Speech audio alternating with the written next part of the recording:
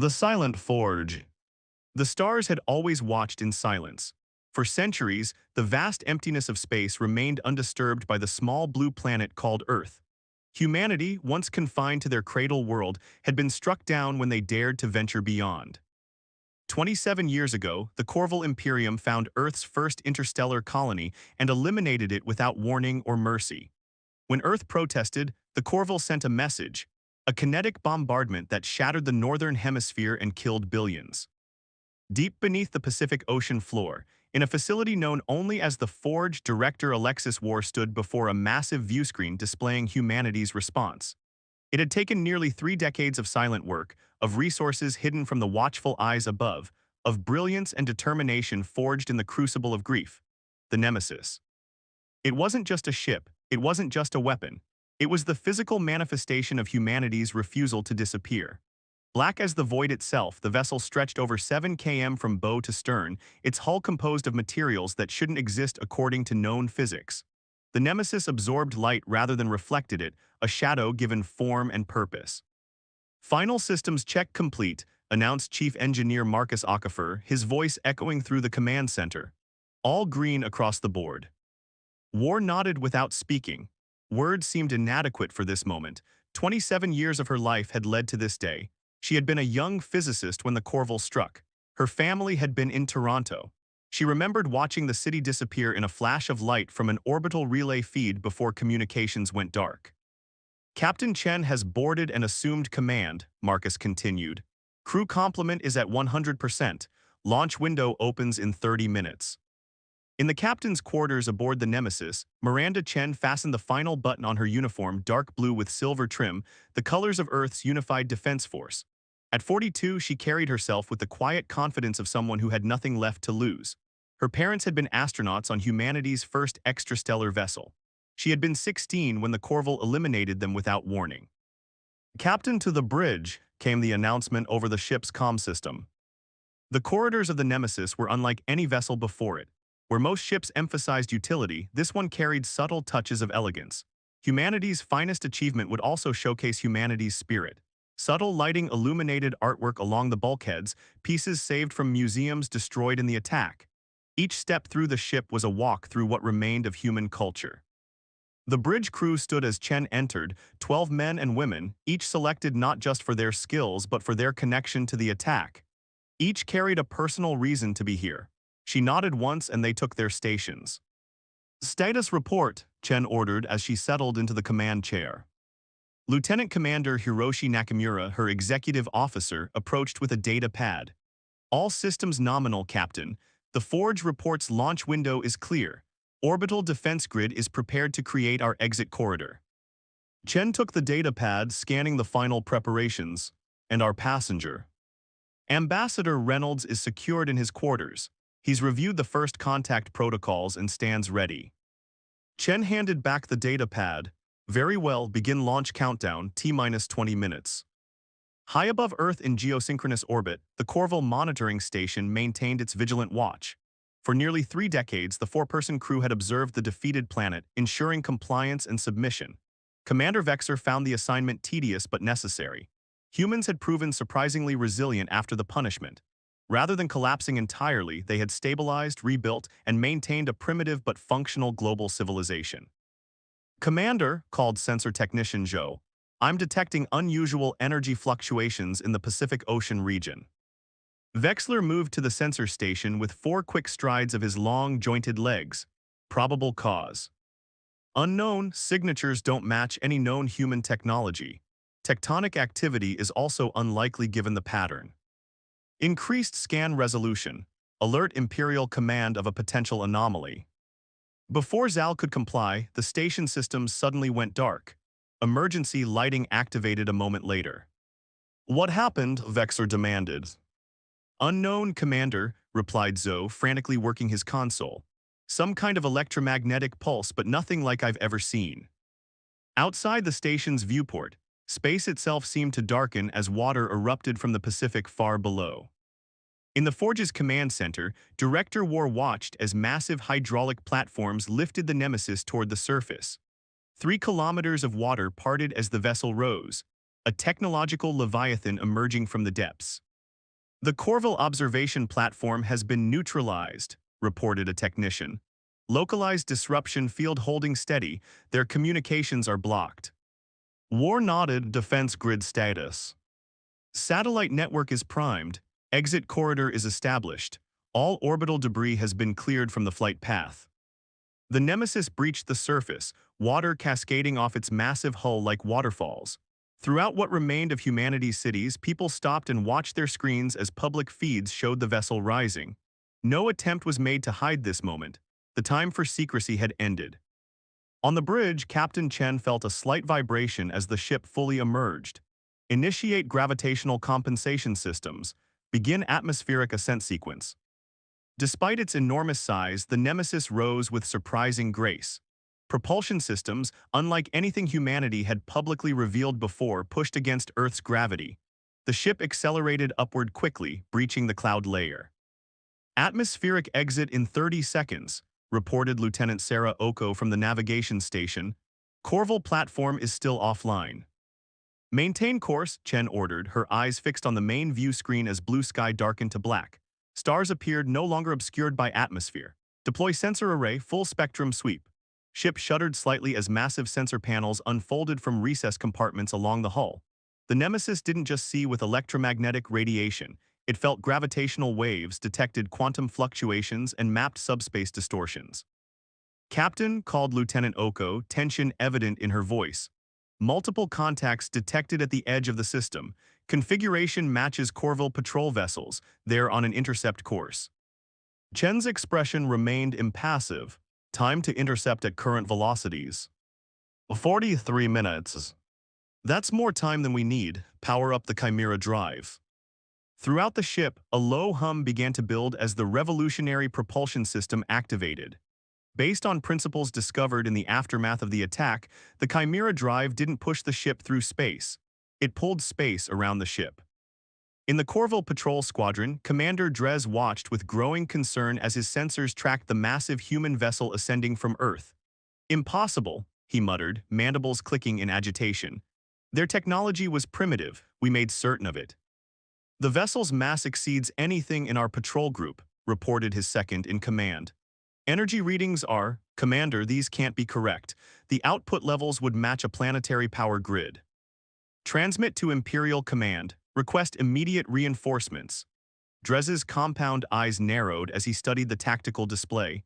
Prepare weapons. If the humans have somehow built a warship, we will remind them of their place. Back aboard the Nemesis, the bridge crew worked with practiced efficiency as the Chimera drive reached operational capacity. Drive nominal, Captain, reported Chief Engineer Akafer over the comm. Ready at your command. Chen nodded. Lieutenant, plot course to Waypoint Alpha. Commander Nakamura, send the message.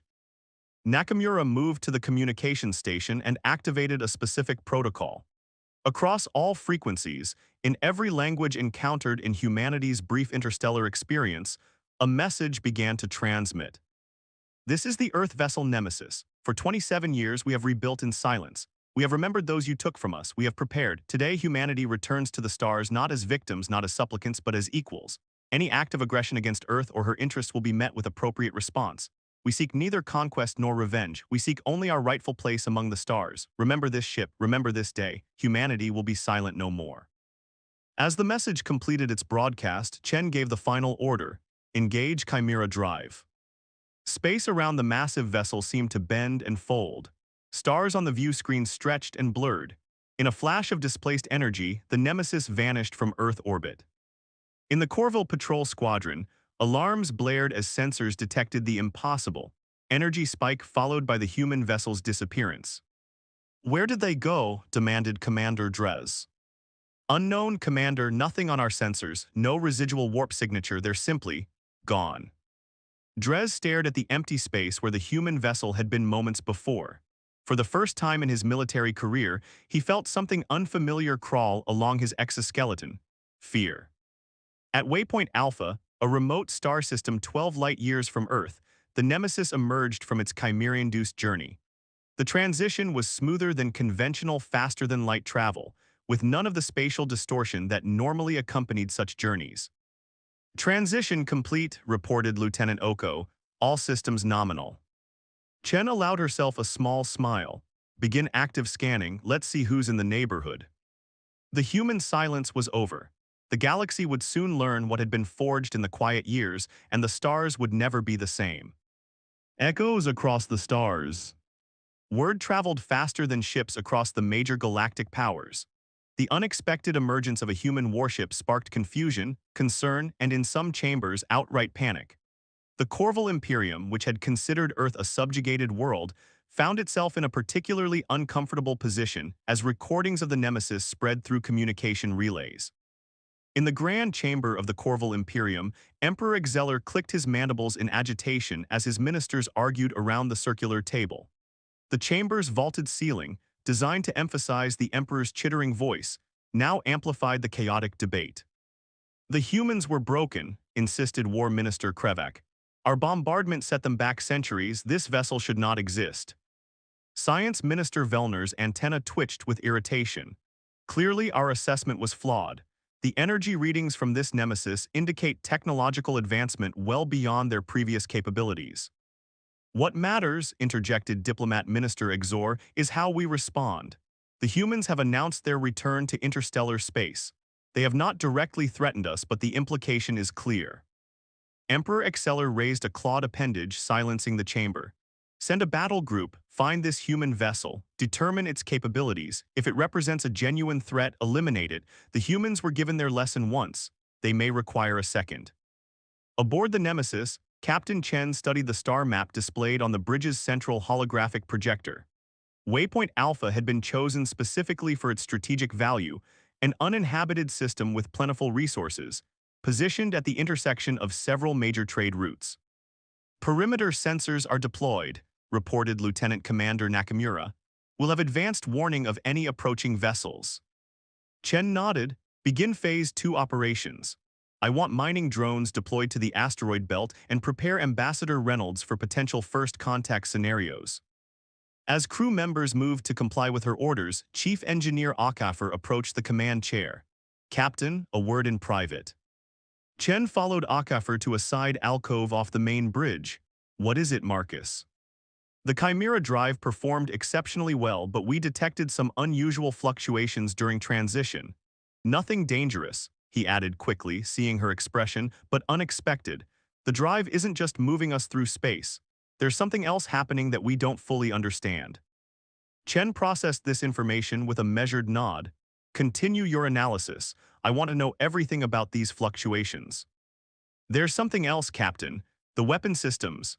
Director War authorized me to explain their full capabilities to you only after we completed our first jump. Chen's eyes narrowed. Go on. The Nemesis carries what we call the Prometheus Array. It's not just a conventional weapons platform. It can unmake matter at the quantum level. A target wouldn't just be destroyed, it would cease to exist. No debris, no radiation, just gone. Chen felt a cold weight settle in her stomach. Has it been tested? Only on asteroids in deep space, away from observation, but it works exactly as designed. Before Chen could respond, Lieutenant Oko's voice came over the comm. Captain to the bridge, we have multiple contacts approaching at FTL velocities. The moment of reckoning had arrived sooner than expected. When Chen returned to the bridge, the tactical display showed 5 vessels approaching Waypoint Alpha. Their configuration was unmistakable, Corval battle cruisers. Time to intercept, Chen asked. 17 minutes, Captain, replied Lieutenant Oko. They're maintaining formation and have active weapon signatures. Chen settled into the command chair. Alert Ambassador Reynolds, sound General Quarters, deploy defense drones to intercept positions. Throughout the massive vessel, crew members moved with purpose as status lights shifted from blue to red. The Nemesis had been built for this moment, to stand against those who had nearly eradicated humanity. From a concealed compartment along the hull, dozens of small autonomous drones launched into space, taking up positions around the Nemesis. They were not mere defensive units. Each carried advanced sensor packages and countermeasure systems designed to confuse and misdirect enemy targeting systems. In the lead Corval vessel, Fleet Commander Drexfer watched the tactical display with growing concern. The human vessel is deploying something, small craft or weapons platforms. We're detecting unusual energy patterns, Commander, reported his tactical officer. Our sensors are having difficulty maintaining a lock on the primary vessel. Drexfer's mandibles clicked in annoyance. Maintain course. Prepare main batteries. The humans will not be given the opportunity to use whatever weapons they've managed to develop. Aboard the Nemesis, Ambassador Thomas Reynolds entered the bridge. At 63, he was one of the few diplomats with pre-attack experience in alien negotiations. His presence had been insisted upon by the United Earth Council, a reminder that despite building a warship, humanity still sought peaceful coexistence. Captain Chen, he acknowledged with a nod. I see our Corville friends have decided to welcome us back to the galactic community. They've deployed with active weapon signatures, Chen replied. I doubt they're here to exchange pleasantries. Reynolds moved to stand beside her chair. Nevertheless, diplomatic protocol requires we attempt communication before assuming hostile intent. Chen nodded to the communications officer. Open a channel. On the main view screen, the image of Fleet Commander Drexfer appeared, his chitinous features unreadable to human eyes. Human vessel, the Corville commander began without preamble, you have violated Imperial decree by deploying military assets to space. Power down your systems and prepare to be boarded. Compliance will be rewarded with mercy. Ambassador Reynolds stepped forward. Commander, I am Ambassador Thomas Reynolds of the United Earth Government. We do not recognize any imperial decree limiting Earth's sovereign right to space travel. The Nemesis is on a peaceful mission of exploration and security. We have no hostile intentions toward the Corville Imperium, provided our autonomy is respected. Drexfer's compound eyes seemed to glitter. Your species was granted the privilege of continued existence following your transgression. That privilege can be revoked. You have 5 minutes to comply with our demands. The transmission ended abruptly. Well, said Reynolds dryly, that went about as expected. Chen turned to her tactical officer. Status of the Corville battle group. They're taking up attack positions, Captain. Energy readings indicate weapons charging. Chen's decision wasn't made lightly. 27 years of human suffering, of rebuilding from near extinction, weighed on her shoulders. Activate defensive shields, prepare countermeasures, but hold the Prometheus array in reserve. As the Corville vessels moved into attack formation, the space around the Nemesis began to shimmer as its advanced defensive systems activated. Unlike conventional shields, these didn't simply absorb or deflect energy. They altered the fundamental properties of spacetime in the vessel's immediate vicinity.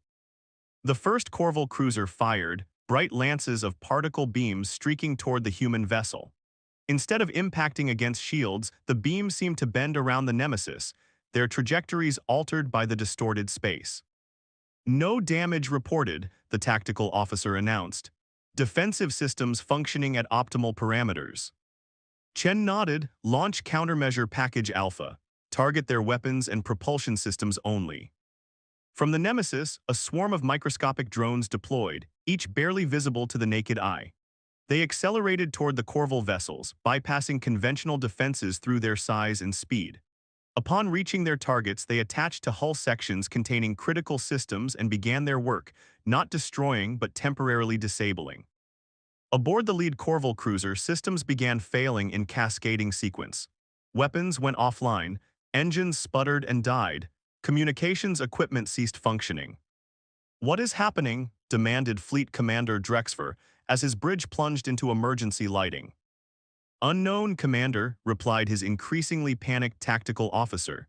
Some kind of technological infection. It's spreading through all critical systems. Within minutes, all 5 Corville vessels drifted powerless, their crews unable to attack or retreat. On the Nemesis bridge, Ambassador Reynolds watched the disabled Corville fleet with a mixture of satisfaction and concern. An impressive demonstration, Captain, but what happens next will determine whether we've prevented a war or started one. Chen nodded. Open a channel to the Corville command vessel. When Drexfer's image appeared on screen again, the commander's posture conveyed barely contained rage. Your vessels have been temporarily disabled, Chen stated calmly. Your life support systems remain functional. Power will be restored in approximately 6 hours, enough time for you to return to Corville space with a message. Earth is no longer your silent victim. We have the technology to defend ourselves, and we will do so if threatened. But we do not seek conflict. Return to your space, and we will remain in ours. Before Drexfer could respond, Ambassador Reynolds added, We also extend an invitation for diplomatic talks to establish formal relations between our civilizations. Humanity wishes to join the galactic community as equals, not subjects. The choice of how we proceed belongs to the Corval Imperium as much as it does to us. The transmission ended, leaving the Corval commander in stunned silence. For the first time in Imperial history, humans had dictated terms. News of the encounter spread rapidly. The Corval battle group's defeat without a single casualty on either side sent shock waves through galactic political circles. The Nemesis had demonstrated not just advanced technology but restrained power. They could have destroyed the Corval vessels but chose temporary disablement instead. 3 weeks later, Captain Chen stood in the observation lounge of the Nemesis, watching as vessels from 7 major galactic powers entered the Waypoint Alpha system. Ambassador Reynolds had worked tirelessly, using the demonstration against the Corval as leverage to arrange this unprecedented diplomatic summit. "It's quite a sight," commented Chief Engineer Okafor as he joined her at the viewport. 7 species who barely tolerate each other, all coming to talk to the upstart humans. Chen allowed herself a small smile. "We got their attention, now we need to show them that the Nemesis isn't just a weapon, it's a statement of human resilience." "About that," Okafor said, his expression growing serious. "I've completed the analysis of the Chimera drive fluctuations, Captain. It's not just a propulsion system. Each time we activate it, it's creating minute tears in subspace connections to something else. I don't fully understand it yet, but there's more to this ship than even director work revealed." Chen considered this information carefully. "Continue your investigation, but keep this between us for now. Today is about establishing humanity's place in the galaxy. Tomorrow, we'll worry about what other secrets the Nemesis might hold." As the alien vessels moved into position around the human ship, Chen couldn't help but feel the weight of history. Humanity had been silenced once, nearly erased from existence. Now they return not just with the power to defend themselves, but with the wisdom to use that power judiciously. The stars had indeed trembled when humanity unleashed its first star destroyer, but it wasn't fear alone that echoed across the cosmos. It was respect.